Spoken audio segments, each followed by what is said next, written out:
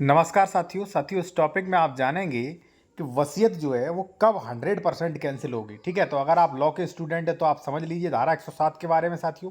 ठीक है, अगर आप किसी की वसीयत कैंसिल करवाना चाह रहे हैं तो भी ये धारा 107 जरूरी है, और अगर मान लीजिए आप अपने नाम वसीयत करवाना चाह रहे हैं तो भी धारा 107 जरूरी है।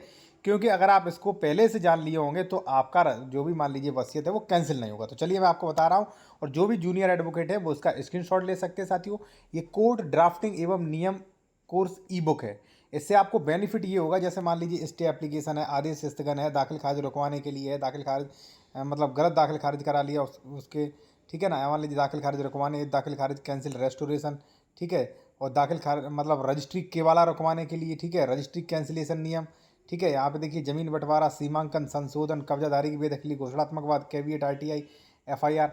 तो यहाँ पे कई चीज़ें मिल जाएंगी, जैसे मान लीजिए घरेलू हिंसा है, मतलब 145 सीआरपीसी का मतलब सीआरपीसी का नोटिस है।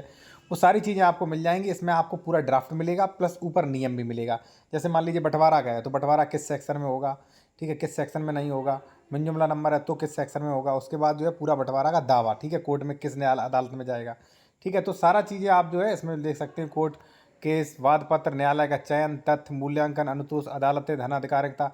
तो काफ़ी कुछ चीज़ें मिल सकती है। अगर आप लेना चाहते हैं तो व्हाट्सएप पे मैसेज कर सकते हैं, व्हाट्सएप पे आप ले सकते हैं। ये आते हैं अपने सीधा टॉपिक पे साथियों। ठीक है, देखिए साथियों, वसीयत जो है वो कब मान्य नहीं होगी, ये जो है कानून में स्पष्ट किया गया है, जो धारा 107 देखेंगे उसमें। ठीक है ना, अगर आपको कैंसिल करवानी है तो उस वसीयत में देखिए नियमों का अगर उल्लंघन हुआ तो 100% कैंसिल हो जाएगी। ठीक है, और अगर आप करवा रहे हो तो ये देखिए नियमों का उल्लंघन ना हो आपकी वसीयत में। चलिए मैं आपको थोड़ा सा समझा दे रहा हूँ।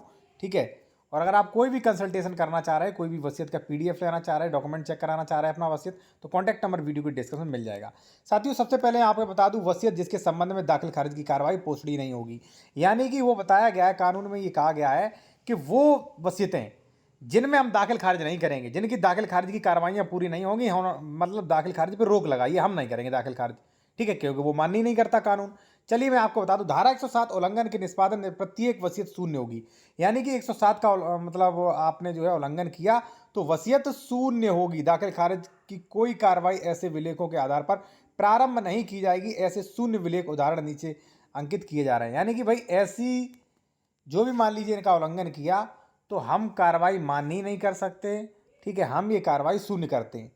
फर्स्ट है साथियों, यदि विलेख अपंजीकृत है या उचित रूप से अनुप्रमाणित है, मतलब अगर गैर रजिस्टर है तो भी ये वसीयत जो है मान्य नहीं होगी। आप इसका कोर्ट ऑर्डर भी मुझसे ले सकते हैं। 100% मान्य नहीं होगी। यहाँ तक कि नियम तो ये भी है, अगर किसी तहसीलदार ने अगर मान लीजिए ऐसी वसीयत कर दी है तो उस पर विभागीय कार्यवाही होगी।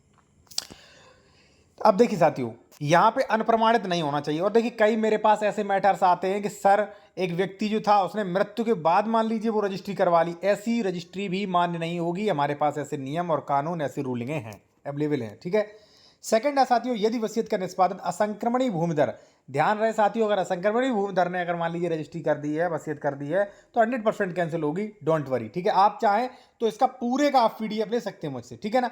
सेकंड है साथियों, यदि विलेख का निष्पादन आसामी द्वारा किया गया है, यदि निष्पादक अनुसूचित जात का है और राजस्व संहिता की धारा 98 का उल्लंघन कर दिया है, वसीयत निष्पादित किया है, तो ऐसी भी वसीयत मान्य नहीं होगी। यदि वसीयत का निष्पादक अनुसूचित जनजाति द्वारा किया गया, धारा 99 का उल्लंघन होता है, ठीक है, तो उस मैटर में भी वसीयत जो है मान्य नहीं होगी।